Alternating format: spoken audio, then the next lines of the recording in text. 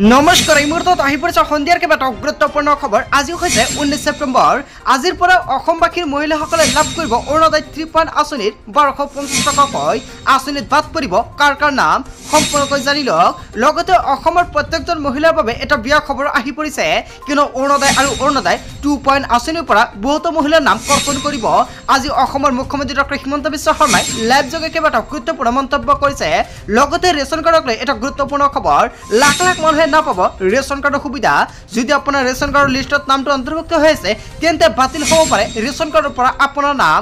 কোন কোন ব্যক্তিৰ নাম কৰ্তন কৰিব ৰেচন কাৰ্ডৰ পৰা সম্পূৰ্ণকৈ জানি লওক। লগতে আধাৰ কাৰ্ডক লৈ আজিৰ দিনটোত অসমৰ মুখ্যমন্ত্ৰী ডক্টৰ হিমন্ত বিশ্ব শৰ্মাই এখন ডাঙৰ মন্তব্য কৰিছে। গোটেই অসম তথা ভাৰতৰ বিভিন্ন প্ৰান্তৰ পৰা যুগত আহিছে কেইবাটাও ডাঙৰ খবৰ। এনেবোৰ খবৰ নিতৌ পাই থাকিবলৈ চেনেলটি ছাবস্ক্ৰাইব কৰি ভিডিঅ'টো এটা লাইক কৰিবলৈ নাপাহৰিব। আজিৰ আমাৰ প্ৰথম খবৰ গুৰুত্বপূৰ্ণ খবৰ হৈছে অসমবাসীৰ বাবে এখন ডাঙৰ খবৰ। আজিৰ পৰা অৰুণোদয় 3.0 আৰম্ভ আৰু আঁচনিত বাদ পৰিব কাৰ কাৰ নাম সম্পূৰ্ণকৈ জানি লওক। অৰুণোদয় আৰু অৰুণোদয় 2.0 আঁচনিৰ পৰা বহুতৰ নাম কৰ্তন কৰিব চৰকাৰে। অসমৰ মুখ্যমন্ত্ৰী ডক্টৰ হিমন্ত বিশ্ব শৰ্মাই আজিৰ দিনটোত লাইভ যোগে কেইবাটাও গুৰুত্বপূৰ্ণ মন্তব্য কৰিছে। কোনে কোনে পাব অৰুণোদয় আঁচনি? ৰেচন কাৰ্ড থকা প্ৰতিটো পৰিয়ালে লাভ কৰিব অৰুণোদয় 3.0 সুবিধা। 45 বছৰৰ ঊৰ্ধৰ বিধৱা মহিলাক অন্তৰ্ভুক্ত কৰা হ'ব এই আঁচনিৰ জৰিয়তে। লগতে অবিবাহিত আৰু বিবাহ বিচ্ছেদত মহিলাই লাভ কৰিব এই আঁচনিৰ সুবিধা। অকলশৰীয়াকৈ থকা কোনো মহিলা অৰুণোদয় 3.0 পৰা বঞ্চিত হ'ব নোৱাৰে। তৃতীয় লিংগ আৰু বিশেষভাৱে সক্ষম মহিলাই লাভ কৰিব এই আঁচনিৰ সুবিধা।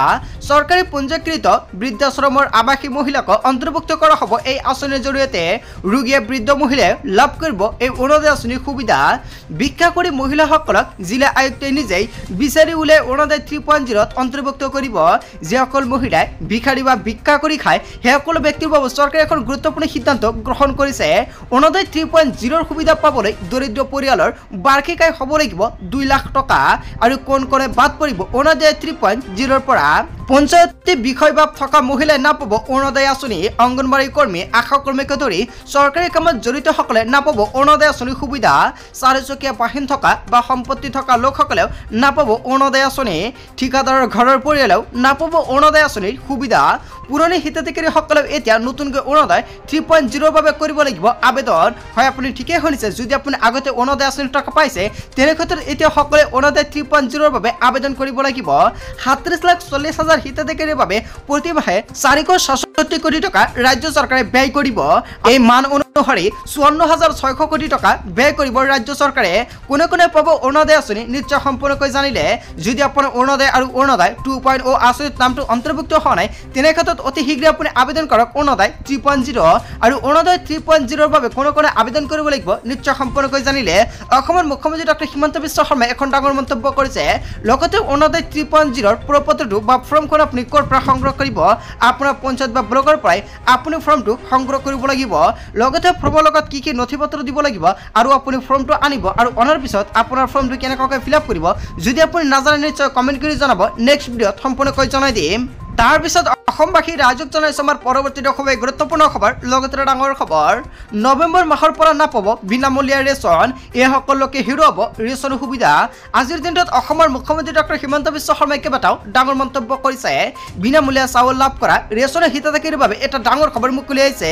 আপোনাৰ ঘৰত ৰেচন কাৰ্ড আছে নেকি? তেন্তে ভিডিঅ'টি বেছি বেছিকৈ শ্বেয়াৰ কৰি দিব যাতে সকলোৱে গম পায় ৰেচন কাৰ্ডৰ এই বিশেষ আপডেটৰ বিষয়ে। 1 নৱেম্বৰৰ পৰা বহুতে হেৰুৱাব ৰেচন কাৰ্ডৰ সুবিধা।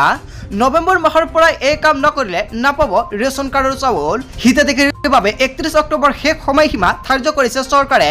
31 অক্টোবৰৰ ভিতৰত ইকেৱাইচি পৰীক্ষণ নকৰিলে হেৰুৱাব ৰেচনৰ সুবিধা। কেন্দ্ৰীয় চৰকাৰে ৰেচন কাৰ্ডধাৰীৰ বাবে জাৰি কৰিছে নতুন নিৰ্দেশনা।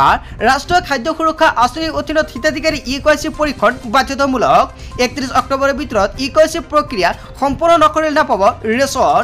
আৰু প্ৰয়োজনতে চৰকাৰে বাতিল কৰিব ৰেচন কাৰ্ডৰ সকলো সুবিধা। যোগ্য হিতাধিকাৰীসকলে ৰেচন কাৰ্ডৰ সুবিধা প্ৰদানৰ লক্ষ্যৰে চৰকাৰে এই ডাঙৰ পদক্ষেপ। বিনামূলীয়া চাউল লাভ কৰা ৰেচনৰ হিতাধিকাৰীৰ বাবে এখন ডাঙৰ খবৰ। আপোনাৰ ঘৰত ৰেচন কাৰ্ড আছে নেকি? যদি আপুনি এতিয়ালৈকে ইকেৱাইচি কৰা নাই এতিয়া আপুনি ৰেচনৰ দোকানত গৈ অতি শীঘ্ৰে কৰি লওক ৰেচনৰ ইকেৱাইচি। ৰেচন কাৰ্ড থকা প্ৰতিজন ব্যক্তিৰে কৰিব লাগিব ইকেৱাইচি। ইকেৱাইচি নকৰিলে আপুনি নাপাব ৰেচন আৰু আপুনি অহা মাহৰ পৰা ৰেচন নাপাব। চৰকাৰে কেইবাটাও গুৰুত্বপূৰ্ণ নিয়ম বান্ধি দিছে ৰেচন কাৰ্ডৰ হিতাধিকাৰীৰ বাবে।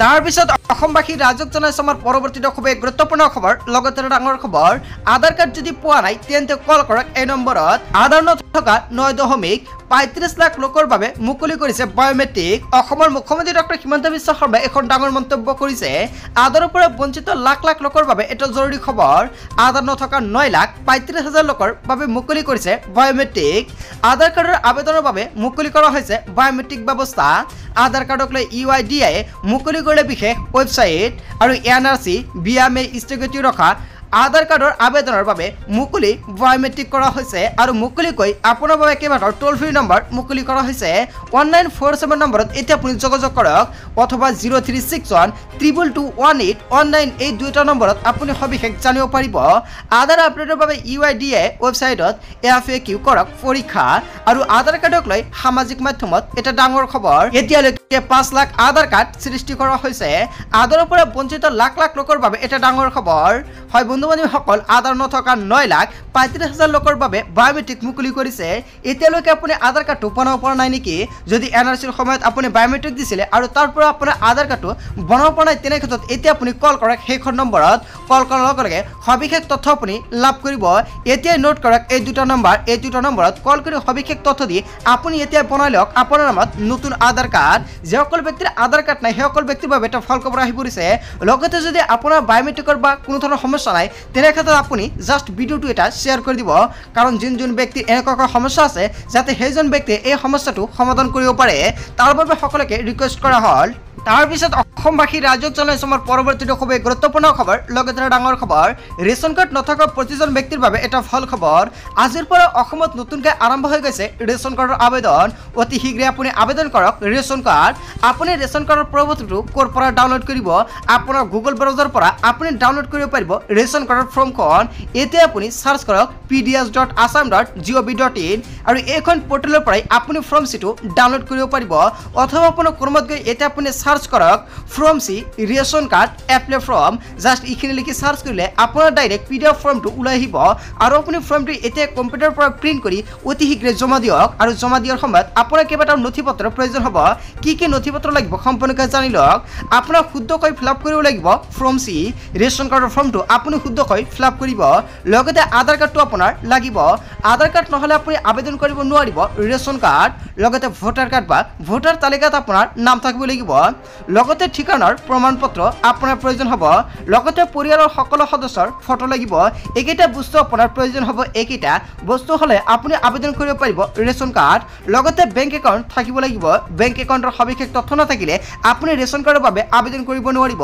আজিৰ দিনটোত অসমৰ মুখ্যমন্ত্ৰী ডক্টৰ হিমন্ত বিশ্ব শৰ্মাই এখন ডাঙৰ মন্তব্য কৰিছে আৰু ইয়াৰ অন্তিম সময়ত সম্পূৰ্ণকৈ উল্লেখ কৰিছে চাওক আবেদন দাখিলৰ সময়সীমা 19 ছেপ্টেম্বৰৰ পৰা আপুনি 15 অক্টোবৰৰ ভিতৰত আবেদন কৰিব লাগিব ৰেচন কাৰ্ড আৰু ইয়াৰ পিছত কৰিলে আপুনি নাপাব আপোনাৰ ৰেচন কাৰ্ডৰ ফৰ্মটো ক'ত গৈ জমা দিব সম্পূৰ্ণকৈ জানি লওক সম্পূৰ্ণকৈ পূৰণ কৰা আবেদন পত্ৰ ফৰ্ম সি প্ৰয়োজনীয় নথিপত্ৰৰ প্ৰতিলিপি সহ গাঁও অঞ্চলত নিজৰ গাঁও পঞ্চায়তৰ কাৰ্যালয়ত বা চহৰ অঞ্চলৰ সংশ্লিষ্ট পৌৰসভা বা পৌৰ নিগমৰ কাৰ্যালয়ত অথবা জিলা মহকুমা খাদ্য ৰাজহুৱা বিতৰণ আৰু গ্ৰাহক পৰিক্ৰমা বিভাগৰ কাৰ্যালয়ত জমা দিব পাৰিব সো বন্ধু-বান্ধৱীসকল আপোনালোকে নিশ্চয় সম্পূৰ্ণকৈ জানিলে আপোনাৰ অৰুণোদয়ৰ ফৰ্মৰ লগতে আপোনাৰ ৰেচন কাৰ্ডৰ ফৰ্মটো ক'ত জমা দিব লগতে আত্মসহায়কতা মহিলাৰ একাউণ্টত অতি শীঘ্ৰে সোমাই যাব 10,000 টকা আপোনাৰ আত্মসহায়কতা লিষ্টত নামটো আছে নেকি তেন্তে চৰকাৰে অতি শীঘ্ৰে এটা নতুন আপডেট লৈ আহিছে আৰু সেইখন আপডেটৰ বিষয়ে আপোনালোকে সম্পূৰ্ণকৈ জানিব পাৰিব লগতে এখন নতুনকৈ আত্মসহায়কতাৰ লিষ্ট প্ৰকাশ কৰা হ'ব লিষ্টটো যেতিয়া প্ৰকাশ কৰিব সম্পূৰ্ণকৈ আপোনালোকৰ ওচৰত পাব্লিছ কৰা হ'ব এইখন চেনেলৰ মাধ্যমতে আৰু তাৰ বাবে সকলোৱে চেনেলটো সাবস্ক্ৰাইব কৰি ৰাখিব so thank you for watching full video